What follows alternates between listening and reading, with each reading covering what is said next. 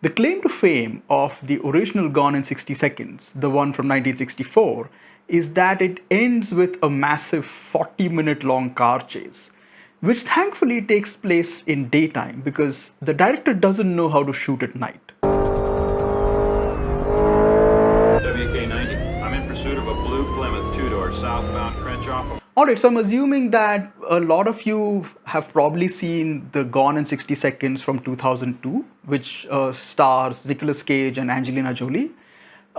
This one is the original version of that. So Gone in 60 Seconds from 2002 is a remake of Gone in 60 Seconds from 1974, which was written, edited, directed, and stars H.B. Halicki. So plot-wise, they're kind of similar. So in the new one, Nicolas Cage is like an ex-criminal slash car thief who has to come back to LA to get his brother out of trouble, who has gotten in trouble with some drug lord or somebody. And in order to get him out of trouble, he has to steal like 50 cars, him and his team. The original H.B. Halicki plays this character called Mandrian Pace, which is like the most made up name you can come up with. He actually has an assistant named Pumpkin Chase, so I'm guessing he's taking inspiration from James Bond.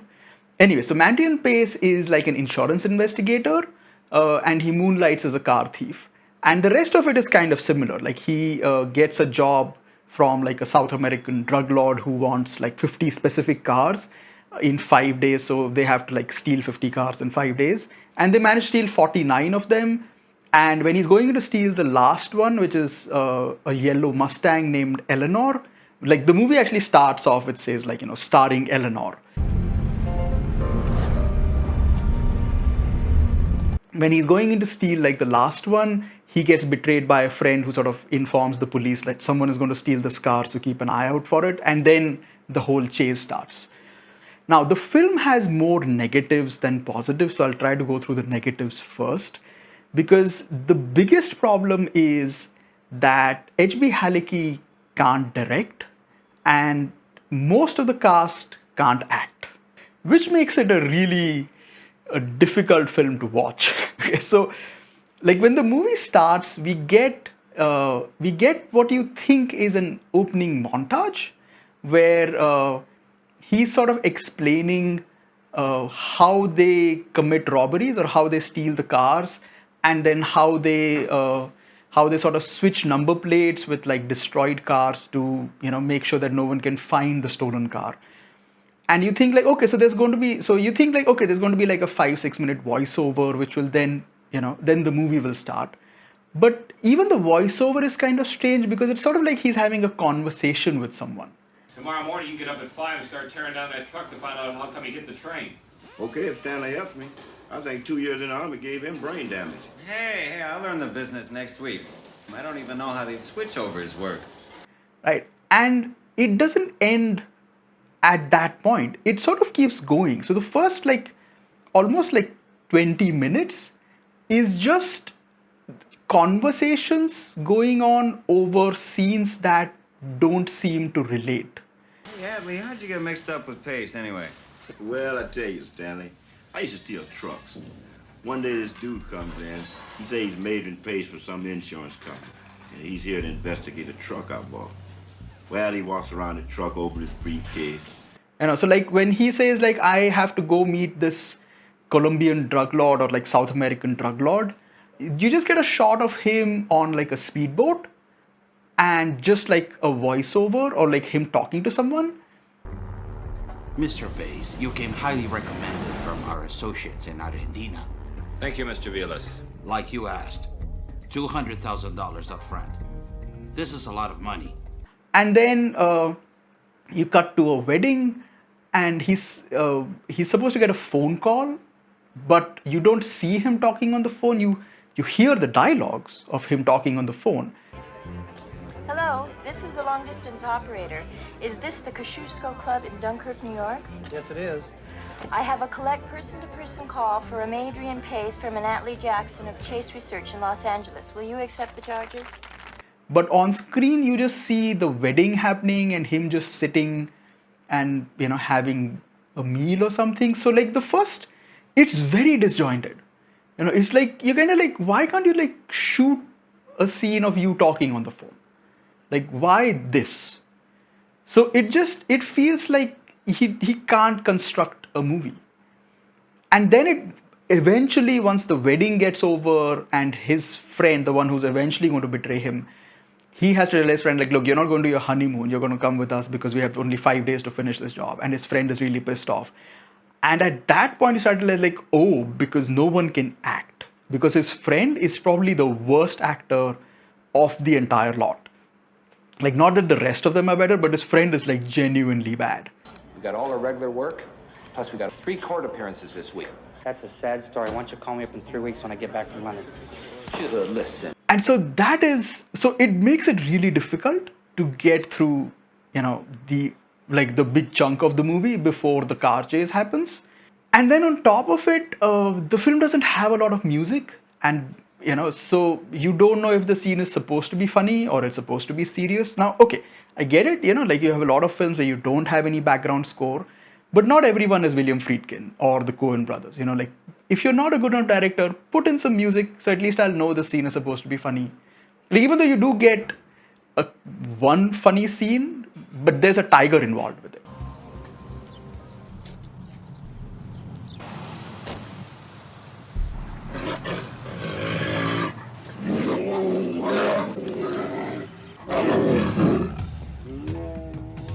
The cinematography is very average. As I said in the beginning, he cannot shoot at night. Like, he absolutely does not know how to expose the film at night. Because you get a car chase at night and you can't see anything. Like, it is literally the worst thing I've ever seen. You have like shots inside a car and you can't see anyone. It's just the worst thing that you can watch. And I'll put the clip, and I haven't modified this clip. Like, it's not like I color graded it to make it look darker than it is. This is actually what you see in the movie. Both terrific game. I hope she gets on our league. I do, because she is really good. Oh, I know it.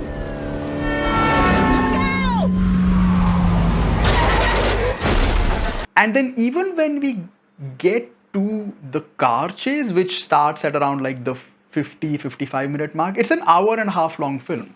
So at around the 50-minute mark, it's like a 1 hour 35-minute film. So by about 55 minutes in, you get the final car chase. And even that, for like the first 10 minutes of the car chase, is really sort of boring, because he's just sort of going around in circles in downtown and you're like, what is happening? Westbound, Ocean Boulevard, against traffic.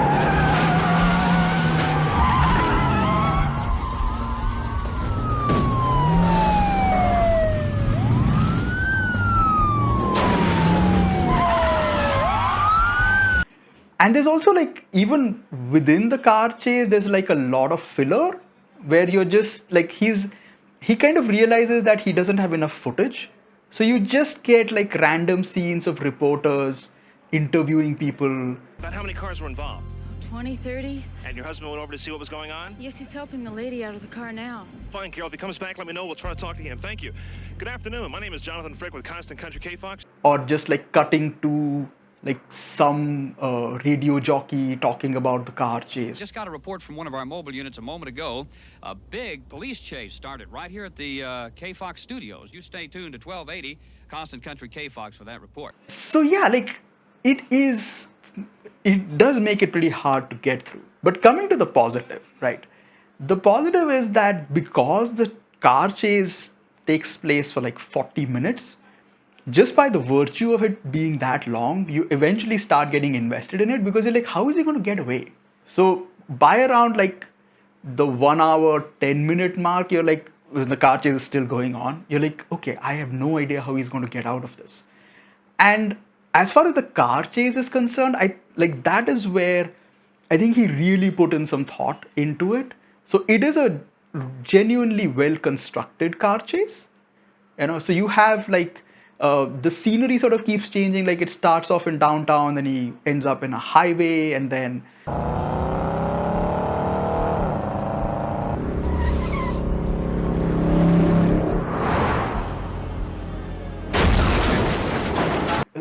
he's in a factory lot, and then he's in like a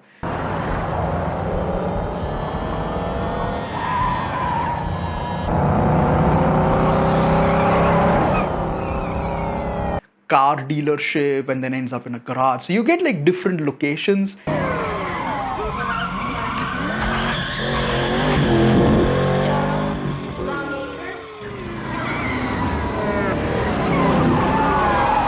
At one point, he's on like a very busy street. So you get like, because you get different locations, it keeps sort of changing, like geography. So it keeps remaining, it remains interesting, throughout the whole chase. But even within that, as I was saying, like you get a lot of filler.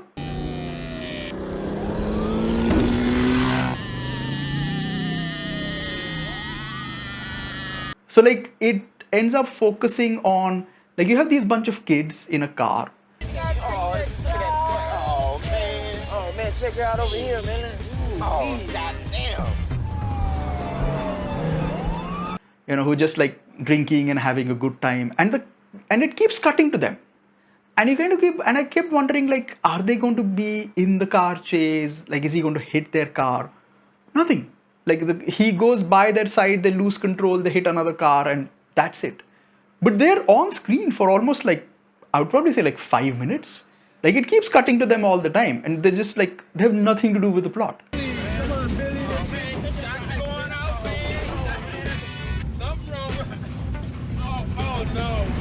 But the biggest positive of the film is how it ends.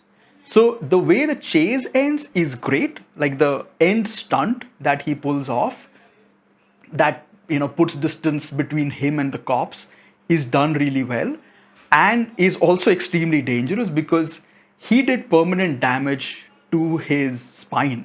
So after this, like he limped for the rest of his life. Also, like massive amounts of car destruction. I think the Wikipedia article says like they destroyed something like 93 cars. Like I didn't count, but yeah, they destroy like a lot of cars.